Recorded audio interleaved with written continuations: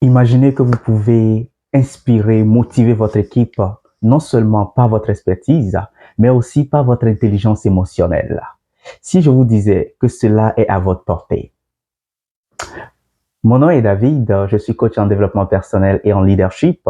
Aujourd'hui, nous allons explorer comment développer notre leadership émotionnel pour devenir ce leader plus empathique, efficace et inspirant. Que vous soyez un manager, que vous soyez un leader en devenir ou un leader qui impacte déjà, cette vidéo vous apportera encore plus d'outils pour renforcer vos compétences émotionnelles et renforcer aussi votre impact au sein de votre équipe. Alors, si vous êtes nouveau sur cette chaîne, je vous invite à liker, à vous abonner à cette chaîne et à activer la cloche de notification pour que à chaque fois que je sors une vidéo, vous soyez notifié afin de pouvoir suivre le contenu.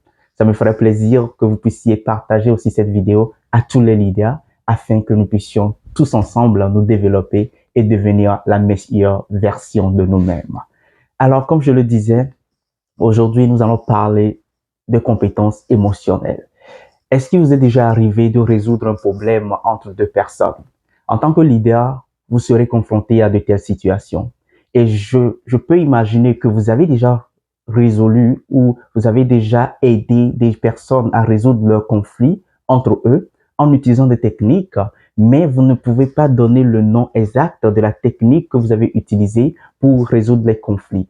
Et dans cette vidéo, nous allons mettre un nom ou bien nous allons décortiquer les différentes astuces et techniques que nous avons pour pouvoir amorcer des malentendus entre des personnes dans une équipe ou tout simplement pour résoudre des conflits. Mais pour y arriver, il faut d'abord se développer du côté émotionnel, renforcer nos compétences en intelligence émotionnelle. Et lorsque je parle de leadership émotionnel, nous allons le subdiviser en 4 grandes parties. La première partie, c'est d'abord la conscience de soi. Il faut avoir la conscience de soi pour être en mesure de pouvoir améliorer cette compétence-là. La deuxième partie serait quoi? La gestion de soi. Une fois que vous avez cette conscience de vous-même, vous devez maintenant gérer. Ok, vous gérez. Et comment ça se fait? Je vais bientôt vous le dire. La troisième chose serait quoi? La conscience sociale. Non seulement vous êtes conscient de vous-même et que vous arrivez à vous gérer, mais vous êtes conscient de l'environnement dans lequel vous êtes. Et enfin, la gestion des relations.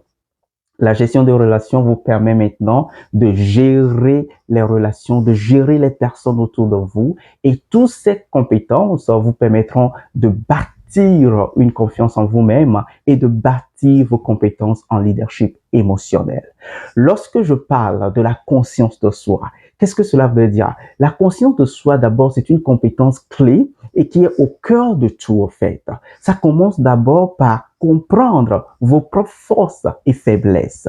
En fait, la conscience de soi vous aide à identifier c'est quoi vos points forts, c'est quoi vos faiblesses, c'est quoi vos valeurs, c'est quoi vos motivations, c'est quoi qui vous inspire. Donc, c'est un travail sur soi qu'on fait pour être en mesure d'aider d'autres personnes. N'oubliez pas, Socrate a une fois dit, connais-toi toi-même. Et donc, comment on arrive à se connaître? Il faut une introspection de nous-mêmes. Est-ce que vous voyez? Imaginez que vous êtes sur le point de présenter un projet à des partenaires internationaux et vous devez faire un pitch. Et les partenaires sont déjà dans la salle de réunion et ils vous attendent. Et vous devez rentrer dans cette salle et faire la présentation PowerPoint. En ce moment précis, vous reconnaissez que vous êtes envahi par un stress pas possible. Un stress qui vous paralyse. Vous ne savez pas quoi faire. Lorsque vous arrivez à reconnaître cet état dans lequel vous êtes, comme j'ai le stress, j'ai le trac, et que vous arrivez à comprendre que le stress là est dû au fait que je veux bien faire ma présentation devant ces partenaires internationaux, vous êtes déjà à une étape très clé, ok, de votre propre conscience sociale. Vous avez découvert ou vous avez été conscient que j'ai le stress et ce stress est dû au fait que je veux bien faire les choses devant les partenaires. Et ça, c'est une étape très importante pour bâtir une conscience de soi.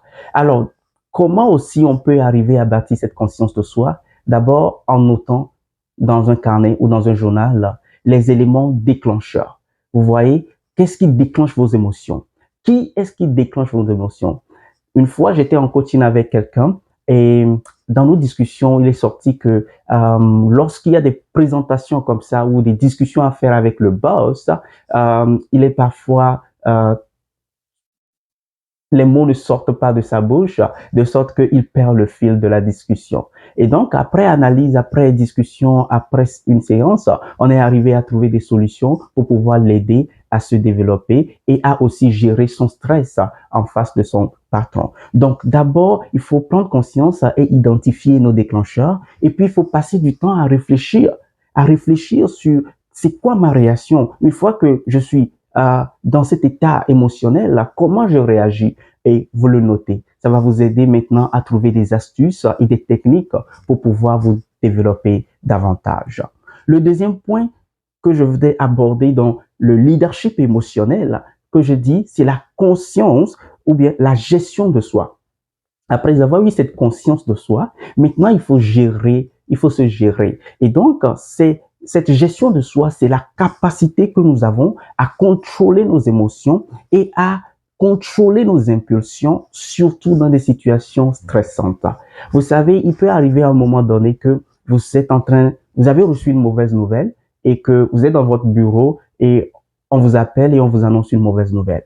Comment vous allez gérer cet état d'esprit-là? Comment vous allez gérer cette mauvaise nouvelle que vous avez reçue? Vous savez très bien que si vous vous laissez emporter, vous allez dire des choses, vous allez sortir des choses et cela peut blesser vos collaborateurs. Cela peut blesser des gens avec qui vous travaillez. Et donc, la gestion de soi, c'est cette capacité que vous avez à vous contrôler pour prendre du recul un peu, prendre une respiration profonde et répondre de manière réfléchie par rapport à ce que vous venez d'entendre. Donc, c'est cette capacité qu'ont les leaders qui impacte le plus les gens.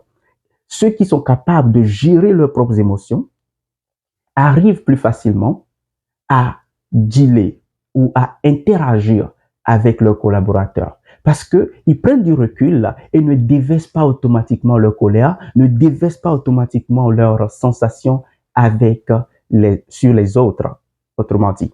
Donc, Bouddha disait que celui qui est maître de lui-même est plus grand que celui qui est maître du monde. Ça, c'est très fort. Bouddha, quelqu'un qu'on respecte beaucoup, quelqu'un qu'on a entendu parler, il disait que celui qui est maître de lui-même, celui qui arrive à se maîtriser, cette personne est plus grand que celui qui est maître du monde. Et donc, ça nous fait comprendre que nous pouvons nous gérer nous-mêmes. Et il y a des techniques qui nous permettent de pouvoir se gérer dans des situations très stressantes. J'ai parlé de la respiration profonde. Vous voyez, ça aussi, ça vous permet de pouvoir temporiser la situation et puis aussi de vous calmer, de vous concentrer et de vous poser pour ne pas faire des erreurs. Ensuite, je vais parler maintenant de la conscience sociale. Lorsque je parle de la conscience sociale, d'abord, vous avez eu cette conscience de vous-même. Ensuite, vous avez appris à vous gérer. Maintenant, nous avons cette conscience sociale qui est la capacité de comprendre les intentions et les besoins des autres et aussi à faire preuve d'empathie. Lorsque vous arrivez à comprendre les intentions des autres, lorsque vous arrivez à démontrer de l'empathie, vous êtes en train de développer votre conscience sociale de cette manière. Vous savez, lors d'une réunion, vous avez remarqué par exemple que un collaborateur assis à l'intérieur ou bien dans la salle avait l'air pensif. Il n'était pas du tout dans la réunion. Vous étiez en train de discuter, mais lui, il pensait à autre chose. Et quand vous appelez son nom, c'est en ce moment qu'il sursaute. Alors, en tant que leader qui démontre de l'empathie, en tant que leader affiliatif, qu'est-ce que vous allez faire? Vous devez vous approcher de cette personne et commencer une discussion ouverte. Poser des questions. Au lieu de lui jeter le blâme tout de suite et dire « tu n'es jamais concentré aux réunions », ce serait plus facile de poser la question « qu'est-ce qui ne va pas, mon cher ami? J'ai trouvé aujourd'hui que vous êtes très distant dans la réunion. Qu'est-ce qui se passe? » Et en posant des questions soft, avec un questionnement bien structuré, vous arriverez à faire parler ce collaborateur et à le laisser s'ouvrir à vous. En faisant ici, vous êtes en train de renforcer vos émotions, vous êtes en train de renforcer la collaboration et la croyance de cette personne va pouvoir augmenter. La confiance qu'elle a en vous va pouvoir aussi augmenter de cette manière. Et donc ici, le développement ou l'expression de votre côté empathique doit être mise en avant pour votre gestion sociale. Donc, on dit souvent que la qualité de vos relations détermine la qualité de votre vie. Et donc, si vous voulez avoir une meilleure vie, si vous voulez avoir une vie épanouie, surtout en relation avec les autres, développez les gens qui sont autour de vous, montrez de l'empathie, montrez ce côté humain que vous avez et vous verrez que les gens n'auront aucune difficulté à s'aligner à vous, à s'associer à vous et à vous suivre en tant que leader. Enfin, nous allons parler de la gestion de vos relations. Et donc, c'est une suite logique que vous voyez. Premièrement, la gestion de soi. Deuxièmement, la conscience de soi, la gestion de soi, la conscience sociale et maintenant, la gestion de vos relations. Alors, qu'est-ce que c'est? C'est votre capacité à interagir avec les autres de façon sociale et à résoudre les conflits afin de bâtir des relations solides. Lorsque nous parlons de la gestion sociale, il est très bon, la gestion de vos relations. Désolé. Vous savez très bien que lorsqu'on est en équipe, il va arriver un moment donné où il va y avoir du conflit. Il va arriver un moment donné où les gens ne vont pas s'entendre entre eux. Mais vous, en tant que leader, comment vous arrivez à désamorcer la bombe? Comment vous arrivez à résoudre les problèmes entre deux personnes? Dans cette vidéo, en ce moment, je vais vous partager 3 techniques clés que certains utilisent déjà, mais ne peuvent pas nommer ou ne peuvent pas mettre un nom sur ces techniques. Vous allez le découvrir tout de suite. Et aussi, pour ceux qui le découvrent, appliquez-les. Cela va à votre avantage. La première technique, c'est la communication non violente. La communication non violente, ça, je suis sûr que plusieurs personnes le font. Et donc, lorsqu'il y a un conflit entre deux personnes, vous les appelez, vous faites tout pour éviter déjà la violence. OK? Vous faites tout pour éviter la violence, qu'il n'y ait pas de coup de poing qui se donne entre les deux parties. Et donc, l'avantage de cette technique, c'est que ça favorise la communication claire et respectueuse entre les deux personnes. Déjà, les personnes sont conscientes qu'on ne veut pas en venir à la violence et donc, de manière respectueuse, elles se parlent entre eux. Ensuite, cela encourage l'empathie et la compréhension mutuelle. Lorsque vous arrivez à désamorcer la bombe, à refroidir les tensions, cela laisse place maintenant à une communication plus ouverte et une compréhension mutuelle. Et enfin, cela réduit les malentendus et les relations et les réactions défensives. Donc, en utilisant cette technique de non-violence, vous désamorcez les bombes et les réactions abusives ou défensives sont directement éteintes. Donc, est-ce que vous voyez, dans cette technique, plusieurs d'entre vous l'utilisent sans savoir que ça s'appelle la communication non violente. La deuxième technique que je partagerai avec vous serait la technique de la médiation. Ici, vous êtes dans le rôle ou dans la casquette du médiateur. Le but de cette technique, c'est de trouver une solution gagnant-gagnant entre les deux personnes. OK? Une solution qui donne mutuellement des résultats acceptables. Fait que les deux parties quittent la tension avec une solution gagnant-gagnant. Chaque partie repart avec un bon point et l'autre partie aussi repart avec un bon point. C'est très important. Et lorsque vous utilisez cette technique, qu'est-ce que vous arrivez à faire? Vous permettez à trouver une solution rapide et à l'amiable pour gérer le conflit. Donc, si quelqu'un, supposons, il y a un conflit entre monsieur et madame et vous arrivez à jouer le rôle du médiateur, alors monsieur repartira avec une solution rapide et madame aussi repartira aussi avec une solution rapide, mais les deux seront satisfaits des solutions. C'est de ça qu'on parle. Ensuite, lorsque vous, en tant que leader, vous jouez le rôle de médiateur, vous êtes en train de développer vos compétences en communication et aussi en négociateur. Parce que la gestion des conflits nécessite des compétences de négociation. Vous devez arriver à négocier avec les gens. Et ce n'est pas facile. Tout le monde n'a pas cette compétence-là. Et donc, c'est lorsque vous êtes engagé à vous développer de façon émotionnelle que vous arriverez à pouvoir atteindre ce niveau de négociation des parties. Et enfin, vous êtes en train de préserver les relations professionnelles, surtout dans l'équipe, surtout dans le boulot. Lorsque vous adoptez cette technique de médiation, vous êtes en train de préserver les relations professionnelle. Et la troisième technique que j'aime beaucoup et que je développe aussi dans le coaching, c'est quoi? C'est la technique de brainstorming. C'est la technique de la collaboration. Est-ce que vous voyez? Et donc, je nomme cette technique le brainstorming collaboratif. Est-ce que vous voyez? Donc, c'est une technique qui vous amène à appeler les deux parties afin qu'ils travaillent ensemble pour générer des idées et des solutions créatives. Ici, vous jouez le rôle du coach par des questionnements.